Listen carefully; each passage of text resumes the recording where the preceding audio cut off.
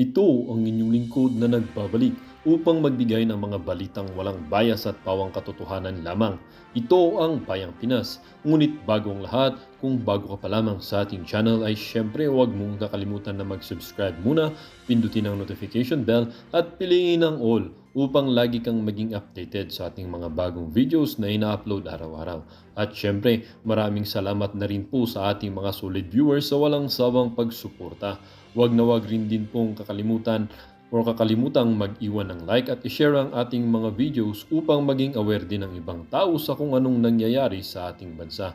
At kung mayroon ka naman pong opinion or di kaya hinaing, ang ating comment section po ay bukas para sa inyong mga saloobin. Laging tandaan, bilang residente ng bansang Pilipinas, ang ating opinion ay dapat marinig at mapakinggan. Ito na nga mga kaibigan, atin nang panoorin ang kabuuan ng video.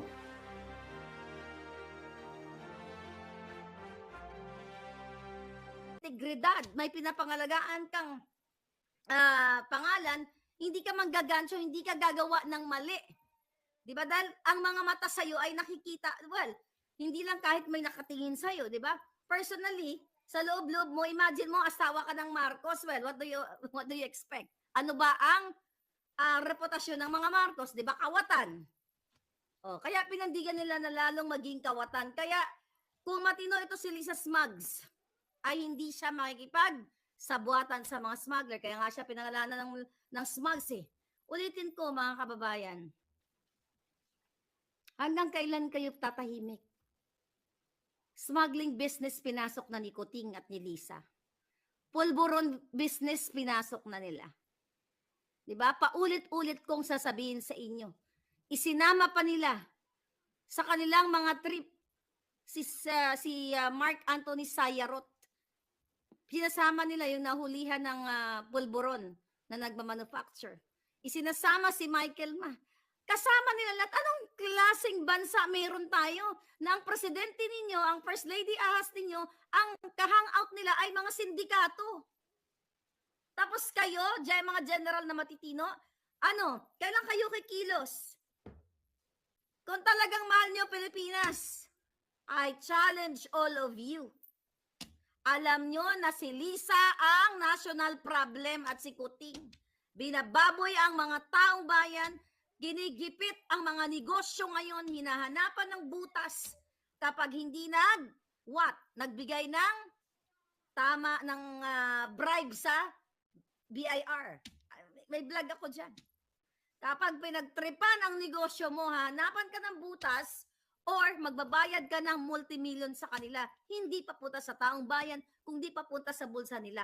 Lahat na lang ng departamento ng gobyerno natin sa Pilipinas, pinababoy ng babaeng ito. So ngayon, galit na galit sila at naghahanap sila palangga ng ng manggugurgur sa ating lahat. Sa akin. Kaya thank you kaya Madam Suki na talagang pinagdarasal daw niya ako, talagang dinadasalan niya ako. Maraming salamat po sa lahat na nagdadasal sa akin. At ipagdasal natin ang bayan natin na malubog na natin lahat sa kumunoy itong mga taksil na ito. Di ba? Wala kayong hirap na hirap kayo ngayon, lalo na yung mga OFW. Lahat tayo ng mga Pilipino dyan, lahat kayo dyan sa Pilipinas. Pero ang mga buwaka ng ina ko, maka-party. You know that already. Party ng Kongreso, party ng Malacanang. Sobrang bumabaha ang pagkain, bumabaha ang mga regalo, pera, kalahating milyon, mga luxury cars, may mga regalo pa mga babaeng, pakangkang. Samantalang kayo, hindi kayo makabayad ng bills ninyo dahil walang oportunidad. At itong mga pledges ni Kuting, na sinasabi recently mga pledges, putang ina, puro pledges. Di ba nagmaterialize ba yung pledges? Wala. Nga ang taong bayan kasi kung nagmaterialize yung mga pledges na sinasabi niya from his travel, their travel, from all over the world, hindi sana ganito ang bayan natin. Even bentahan ng pulburon dyan ay nagmura na. May nag-send sa akin, I think nagmura, I forgot kung sino nag-send sa akin. Ang bentahan ng pulburon, tama ba? Ewan ko kung alam nyo. 1 gramo? 1 gramo ba? From 5,000 naging 900 pesos na lang. Kumbaga, available na siya. Reachable, kumbaga, affordable. 'Di ba? Sa mga taong, dati daw kasi 5,000 ang bentahan. Ngayon, 900 pesos na lang. Yan ba yung maganda? Ay, okay. Doon sa mga nagpupula, ay, okay, nagmura na yung pulburon. 900 na lang. Anong ibig sabihin yan? Ang ibig sabihin, dumadami ang supply. Kaya bumabagsak. 'Di ba? Just simply lang, supply of low and demand, 'di ba? Ngayon, mga palangga, 'di ba? Yun yung sinasabi natin, mataas ang supply, mataas ang demand. 'Di ba? Maraming supply. Ngayon, kung mataas ang demand ng pulburon, tapos konti lang yung supply, kaya nagmahal. Nung panahon ni Duterte, ganun daw ang bentahan, 5,000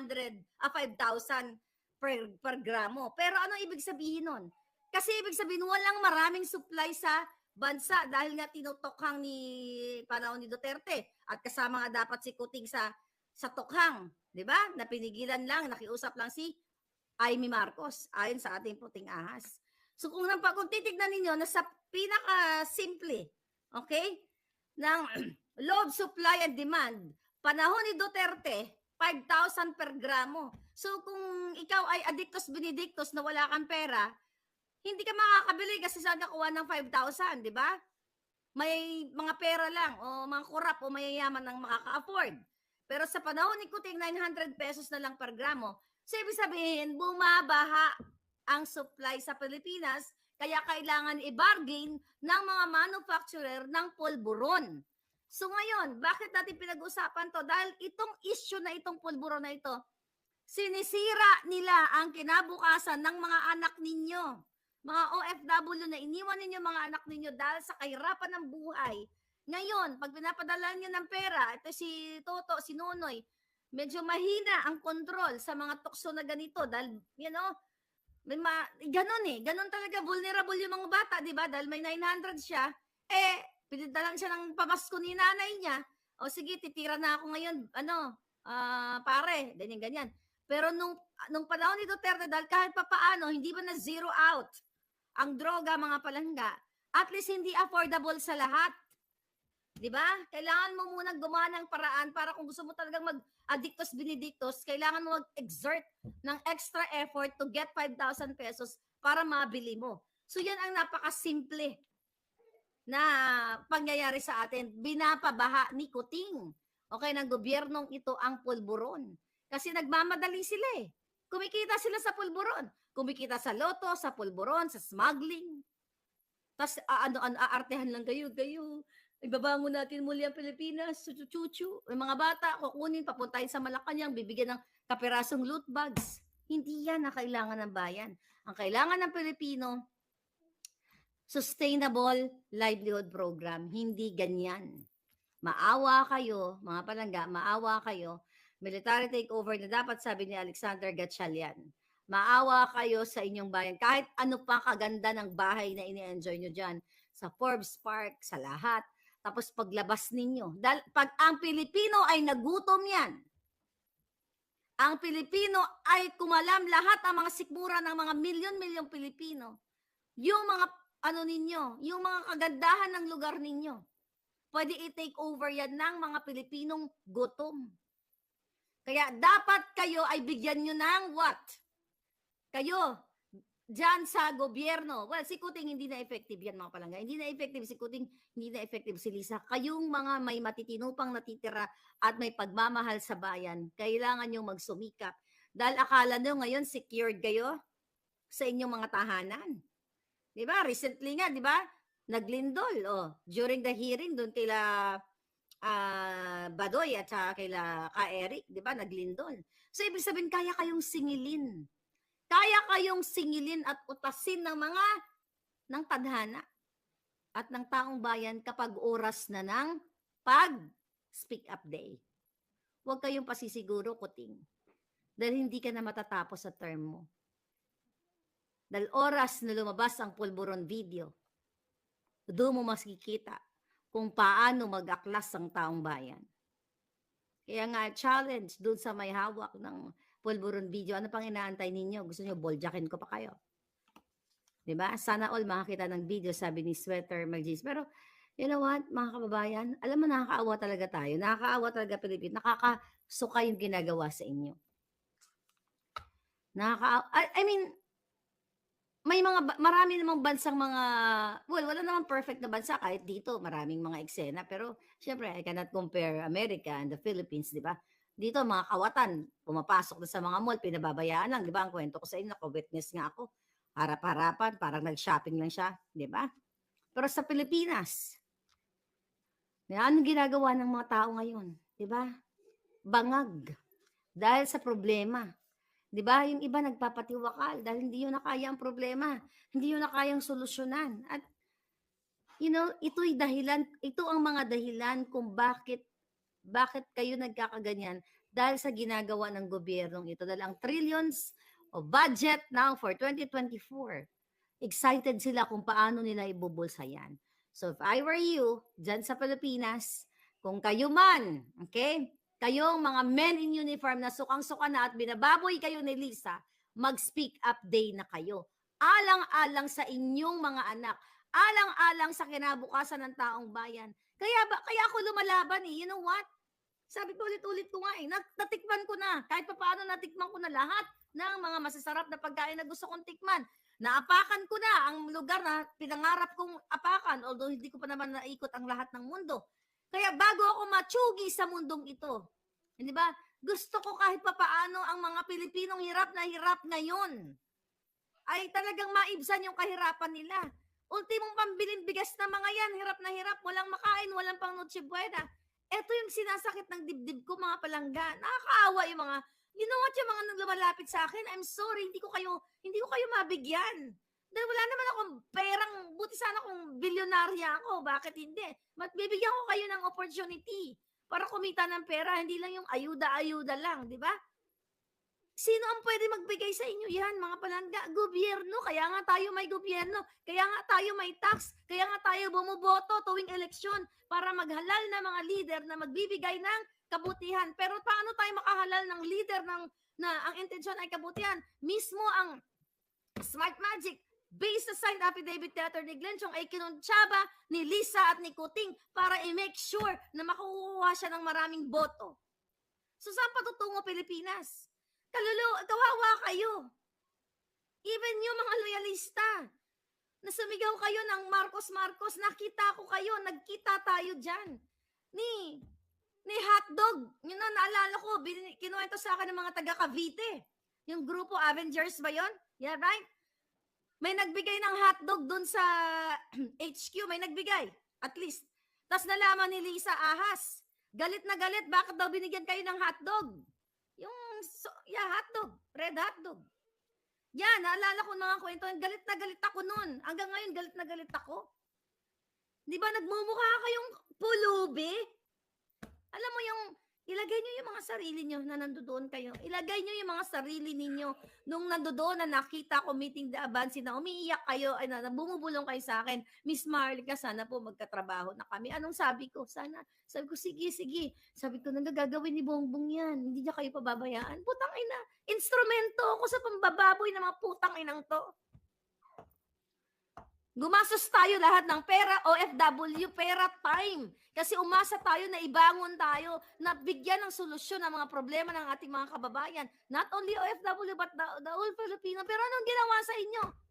Nakipagsabwatan sa pulburon?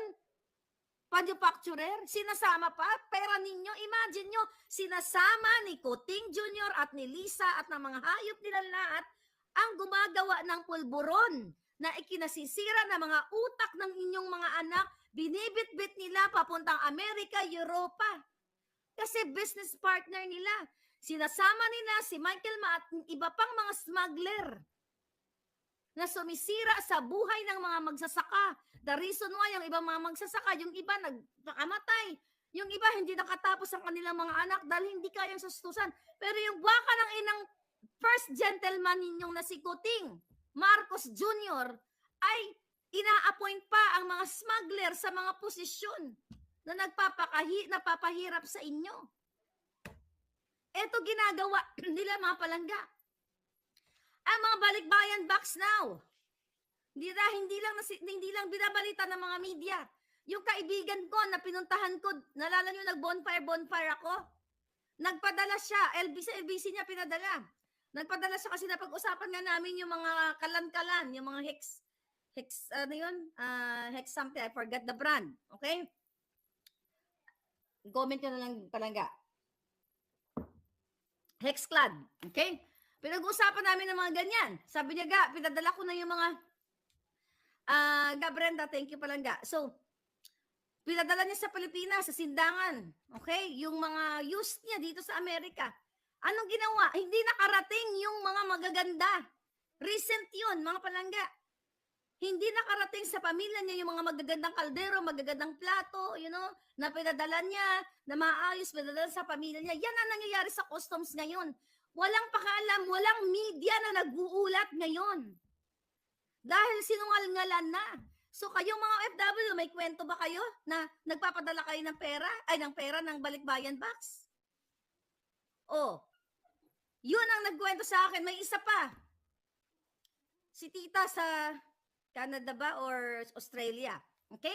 Yung mga napapadala na kulang, yung mga magagandang klase, yung mga sa Ilonggo, yung mga magagandang klase, nawawala. Yan ang nangyayari sa customs. Bakit?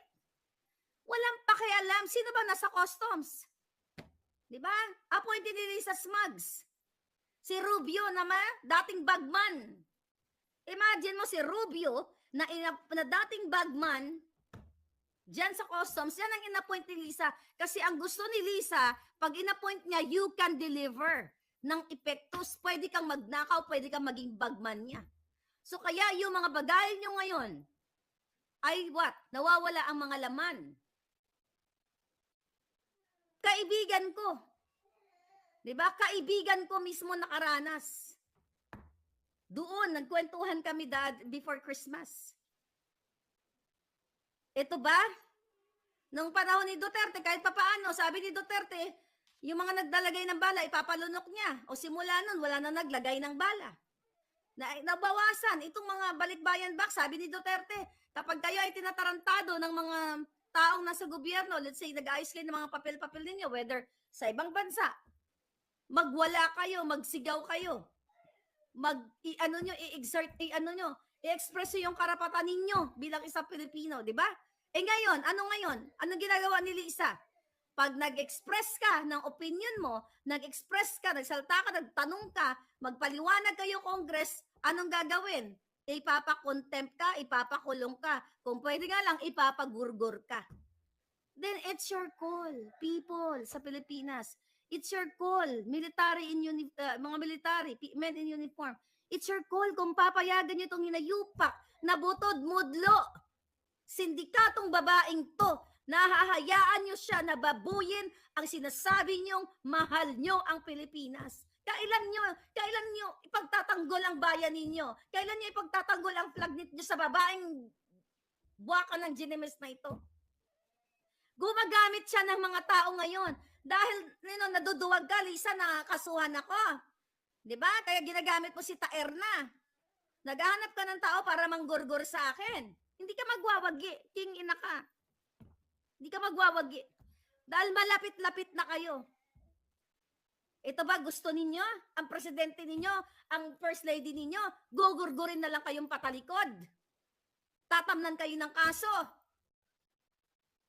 Kung kayo ay may negosyo, gigipitin kayo. Di ba? May inulat ako katulad ni Sara Geronimo. Anong ginawa dyan? Di ba? Inano yan. In-scrutinize yan. Sinisilip ang mga taxes. Buti sana, kung ang ginagawa nila is for the people. Na, sige, silipin natin lahat ng mga artista.